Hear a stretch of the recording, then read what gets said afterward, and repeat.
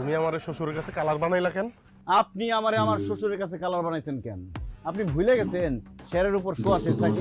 আপনি শের হইলে আমি সোয়াশের। আর রাখো মিয়া তোমার শ্বাসের। তুমি যদি শ্বাসের হও তাহলে আমি পাশের। খুব ওরতা তাই না?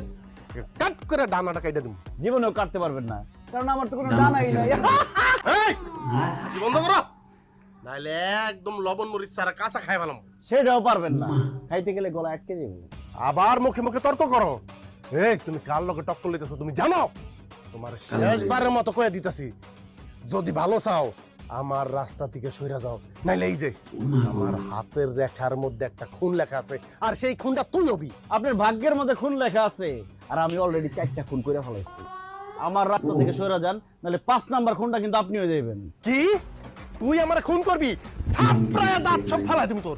আমিও হাতে চুরি পরে আসি নাই, আমার থাপ্পড় দিলে এমন জায়গায় লাথি মারুম